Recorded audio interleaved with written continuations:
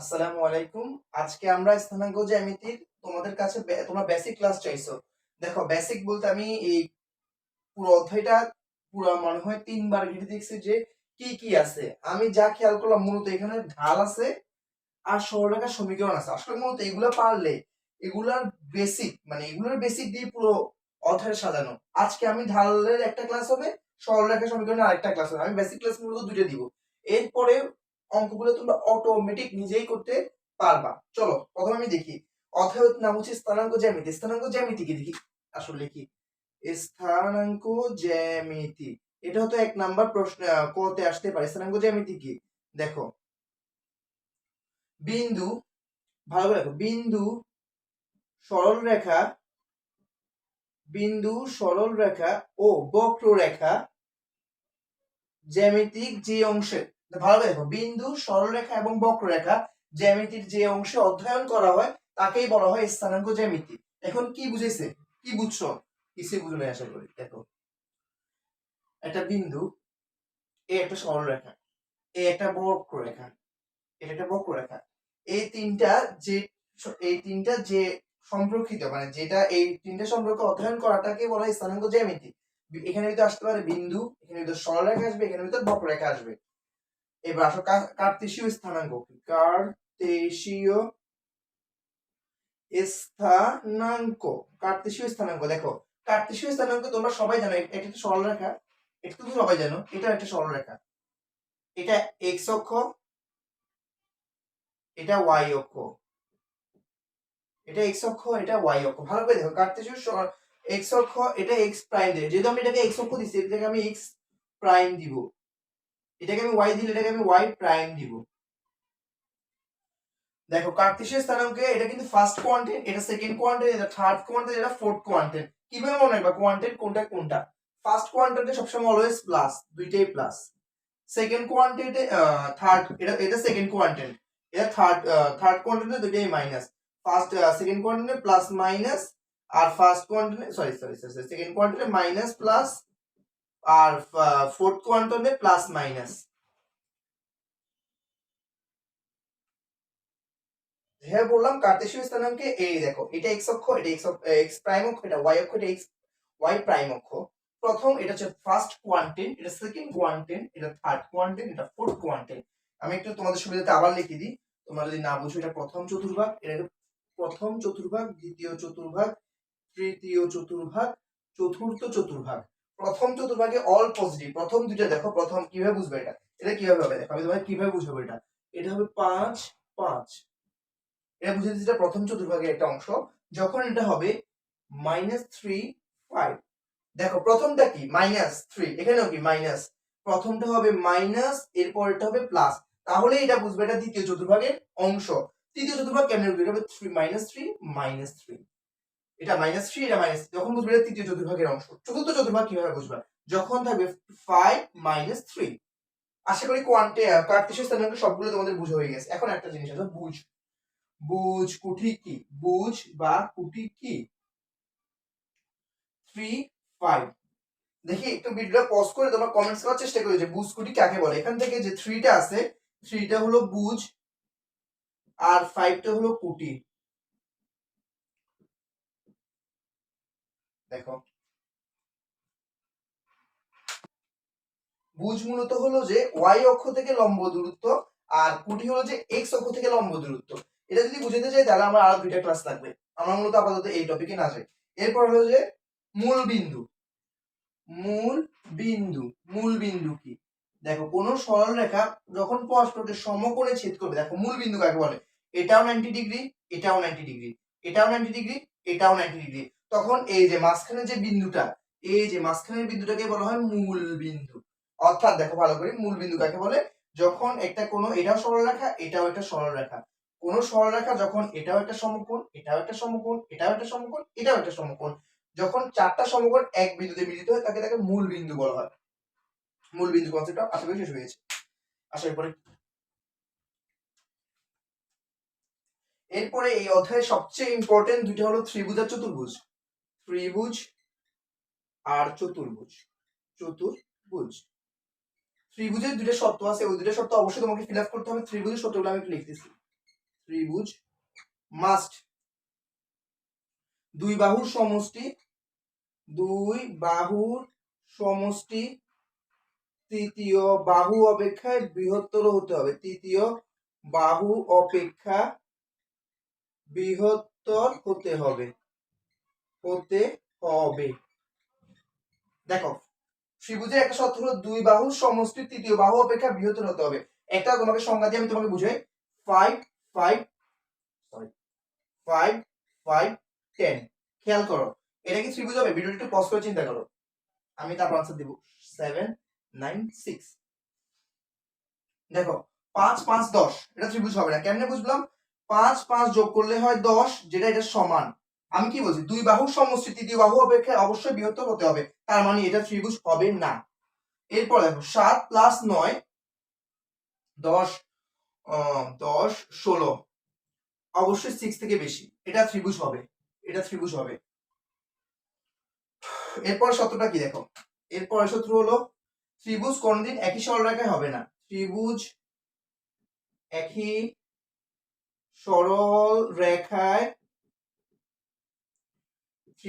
সরলরেখায় হবে না। কিভাবে একই সরলরেখায় হবে না আমি তোমাকে দেখাই। যখন বলে 1 1 1 2 1 3 দেখো ভালো করি। আচ্ছা না, এভাবে না, তোমাকে দেখাই, সরি। এই দেখো এটা ধরো কত 1 2 বা একটা বিন্দু দেখো, এখানে একটা বিন্দু, এখানে একটা বিন্দু, এখানে একটা বিন্দু। যখন ত্রিভুজ একই সরলরেখা হবে না, কি বলতে দেখো এইভাবে এরা ত্রিভুজ গঠন করতে পারবে না। ত্রিভুজ গঠন করতে অবশ্যই দুইটা বাহু থাকলে, দুইটা বিন্দু থাকলে, ধরো এখানে যদি 1 2 বুঝে সুবিধাতে বলছি, এটা কিন্তু আমি বিন্দু দিচ্ছি না, 2 3 এভাবে থাকলা, এটা এভাবে ধরো 1 2, এটা বুঝার সুবিধাতে আমি বিন্দু দিতেছি না, বারবার বলতেছি 1 2, এটা হবে ধরো 1 3, এটা ধরো 1 5, এই দেখো 1 2 এভাবে বিন্দু যাবে 1 5, এরা ত্রিভুজ গঠন করবে। মানে কি ত্রিভুজের জন্য একই সরলরেখা হওয়া যাবেই না, তাহলে এটা ত্রিভুজ সত্য গঠন করতে পারবে না। চতুর্ভুজের সূত্রটা দেখো, আমি চতুর্ভুজের সূত্রটা দেখাই দিই। চতুর্ভুজ সত্য হচ্ছে চারটি বাহু সমান হতে হবে। চারটি বাহু সমান হতে হবে। চতুর্ভুজের শর্ত এটাই, চারটি বাহু সমান হতে হবে। মানে আমাদের ধরো এটা একটা সরলরেখা, এটা সরলরেখা, ধরো এখানে এ বি, ধরো আমি দিতেছি র্যান্ডম দিতেছি, আমি এইভাবে কোনো সংখ্যা বসাইতেছি না, র্যান্ডম একটা, ধরো 1 1, ধরো এটা হচ্ছে 1 3, ধরো এটা হচ্ছে 1 4, ধরো এটা হচ্ছে যে 1 5। তখন কি বলছে? এটা ধরো এটা বলছে যে এ বি সমান বিসি সমান সিডি সমান এডি, তখন এটি চতুর্ভুজ বলে গণ্য হবে। চতুর্ভুজের শর্তই একটা, যে চারটা বাহু সমান হতে হবে। আমি দেখো এখন হচ্ছে ঢাল সম্পর্কিত, খুবই খুবই ইম্পর্টেন্ট ভাইয়া এবং আপুরা, এটা খুবই ইম্পর্টেন্ট। আমি তোমাকে দেখাই, প্রথমটা কি দেখো, ধরো এটা একটা সরলরেখা, এটাও একটা সরলরেখা, সবাই জানে। ধরো এ একটা বিন্দু এ, এটা x1 y1, বি এটা x2, এটা y2। ভালো করে দেখো, এটা একটা বিন্দু a x1 y1, এটা একটা বিন্দু b একটা বিন্দু x2 y2। এখন এটা ঢাল নির্ণয় করতে বলছে। ঢাল মানে কি? ঢাল মানে হচ্ছে যে এটা m সমান, সুন্দর ভাষা লিখবা, y অক্ষের স্থানাঙ্কের পরিবর্তন, y অক্ষের স্থানাঙ্কের পরিবর্তন, এটা হবে x অক্ষের স্থানাঙ্কের পরিবর্তন। দেখো ঢাল ঢাল m হচ্ছে y অক্ষের স্থানাঙ্কের পরিবর্তন, x অক্ষের স্থানাঙ্কের পরিবর্তন। y অক্ষের স্থানাঙ্ক বলতে কি বোঝাচ্ছে? y অক্ষের স্থানাঙ্ক বলতে বোঝাচ্ছে যে দেখো এই যে y2 এখানে ধরো, এটা এখানে ছিল যেটা, তখন কি ছিল? y1 ছিল, এখানে গেছে এটা y2 হইছে। তাহলে পরিবর্তন বলতে তুমি y1 মাইনাস y2 লিখলে যে কথা x1 নিচে x1 মাইনাস x2, মানে কি এটাকে সহজ হিসেবে বলা যায় কুটির পরিবর্তন বাই ভুজের পরিবর্তন। এটা নিচে কি লেখা যায়? ওয়াইটা কি? ওয়াইটা হচ্ছে ভুজ, সরি ওয়াইটা হচ্ছে কুটি, তাহলে কি লেখা যায়? কুটির পরিবর্তন ডিভাইড বাই ভুজের পরিবর্তন। দেখো y অক্ষের স্থানাঙ্কের পরিবর্তন যে কথা, কুটির পরিবর্তন সেম কথা, এক্স অক্ষের স্থানাঙ্কের পরিবর্তন যে কথা, ভুজের পরিবর্তন সেম কথা। বা এভাবেও লেখা যায় y2 minus y1 x2 minus x1, same কথা, সেম কথা ভাইয়া, আপুর এটা সেম কথা। এরপরে আসো 2 নাম্বার হলো কোন সরলরেখা যদি কোন সরলরেখার ঢাল m দেওয়া আছে,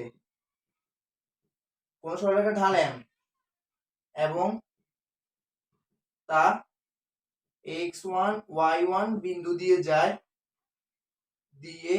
যায় তাহলে কিভাবে লিখবো? দেখো কোন সরলরেখার ঢাল যদি m হয় তা x1 y1 বিন্দু দিয়ে যায় তখন কিভাবে লিখবো? ভালো করে দেখো, তখন লিখবা যে ঢাল বা m সমান কোন সরলরেখার ঢাল m এবং তা y অক্ষ x1 y1 দিয়ে গেলে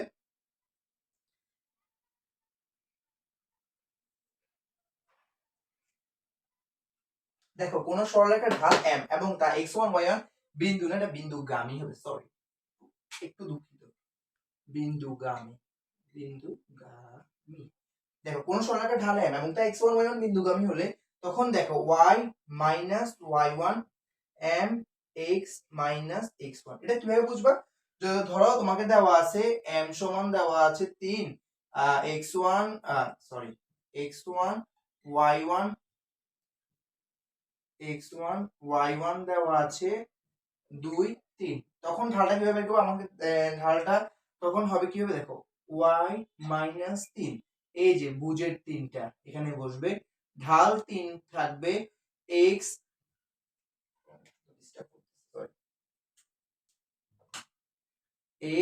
মাইনাস এই যে এটা হবে 2, এই যে এটা চিত্র এইভাবে হবে।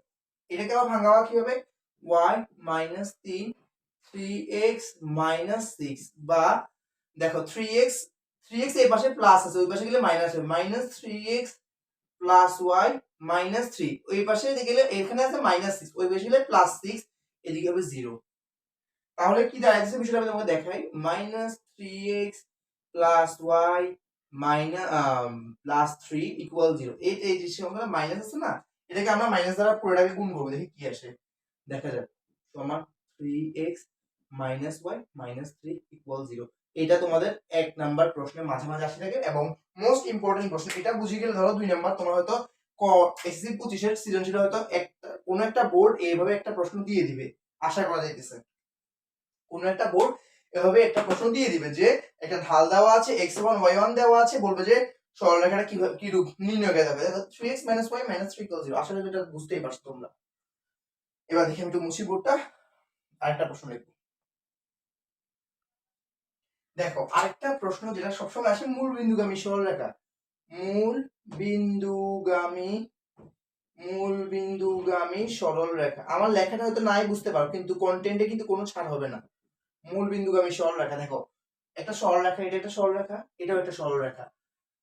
মূল বিন্দুগামী বলতে কি বলছে? মূল বিন্দু হলো যে এটা মূল বিন্দু হলো যে এই মূল বিন্দুগামী সরলরেখার সমীকরণ হলো এটাকে মূল বিন্দুগামী সরলরেখার সমীকরণ বলা হয়। দেখো মূল বিন্দুগামী, দেখো মূল বিন্দুগামী বললে y ইকুয়াল mx হবে, ডাইরেক্ট উত্তর y ইকুয়াল mx। এটা তুমি বুঝতে চাইলে বুঝতে পারো, না হলে মুখস্থ করে ফেলতে পারো, y ইকুয়াল mx। মূল বিন্দুগামী সরলরেখা বললে y ইকুয়াল mx।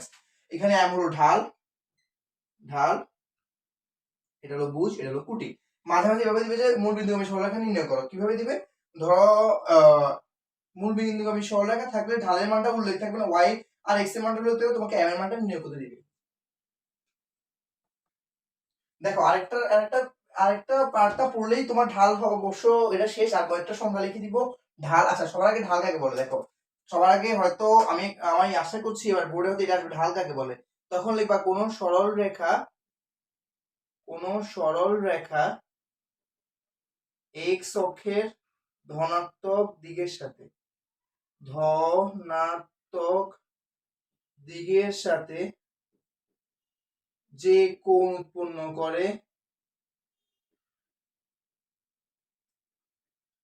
তাকে ঢাল বলে, এটা এবার কোন একটা বোর্ডে আসতে পারে, আমার মনে হইতেছে কোন সরলরেখা, দেখো ঢাল কোন সরলরেখা x অক্ষের ধনাত্মক দিকের সাথে যে কোণ উৎপন্ন করে, অবশ্যই ধনাত্মক কোণ উৎপন্ন করতে হবে। ধনাত্মক, দেখো এই যে থিটা, এই যে একটা সরলরেখা, এই দেখো এটা এইভাবে আসতে হবে, এই যে এখান থেকে যে থিটার পরিমাণ কোণটা উৎপন্ন করছে, এখানটা কিন্তু নেগেটিভ কোণ, দেখো এটা এটা প্লাস, এখান থেকে যেটা আসছে সেটা প্লাস, কিন্তু এখান থেকে নিব না, এটা এটা কিন্তু সরলরেখা ঢাল হতে পারে না।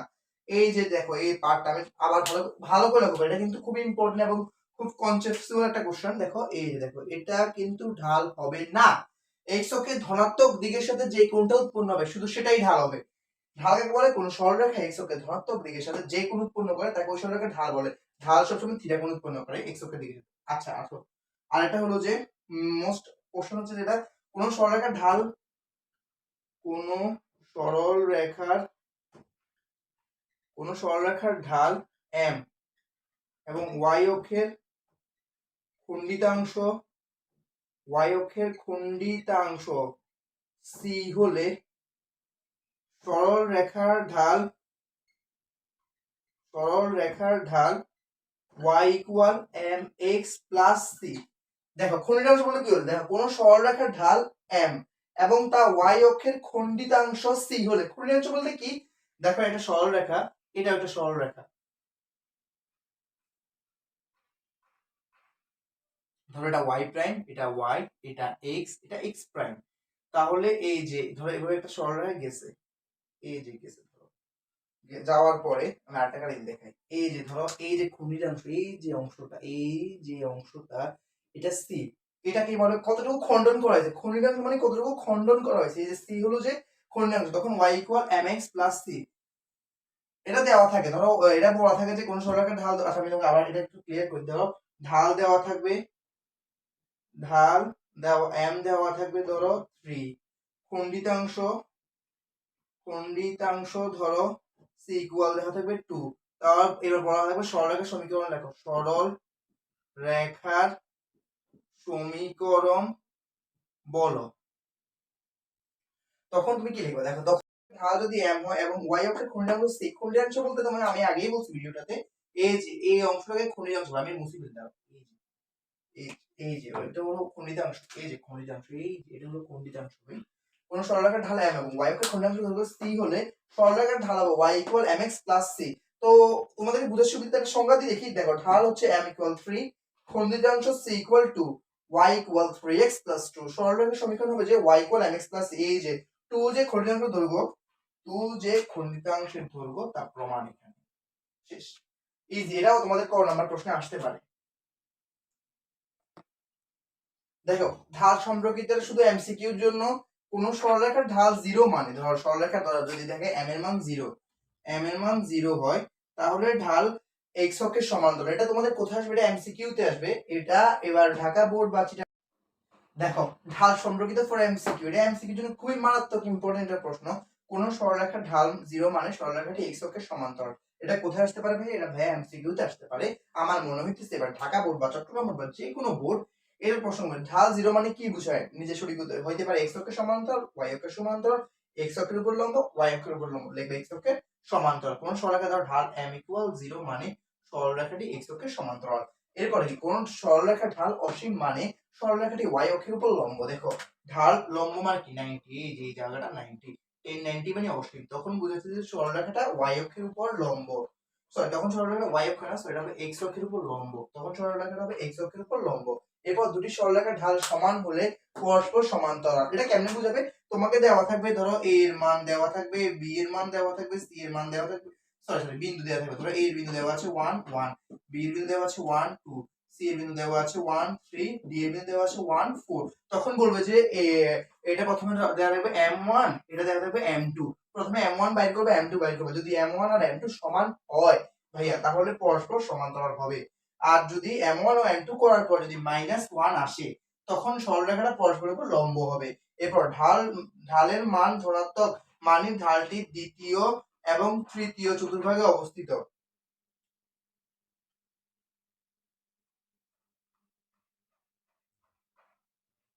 দেখো ঢাল ধনাত্মক মানে এটা ভাই অনেক ইম্পর্টেন্ট, 3 স্টার দাও, এই দুটো জায়গায় 3 স্টার দাও।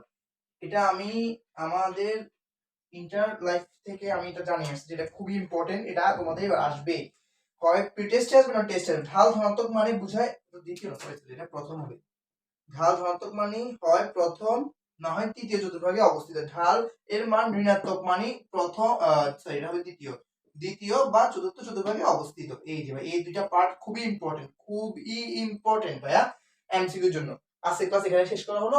নেক্সট তোমাদেরকে আমি 20টা অঙ্ক দিব, 20টা ম্যাথ দিব, 20টা ম্যাথ, জাস্ট 20টা ম্যাথ করার পরে তুমি স্থানাঙ্ক জ্যামিতির বস বস ইনশাআল্লাহ।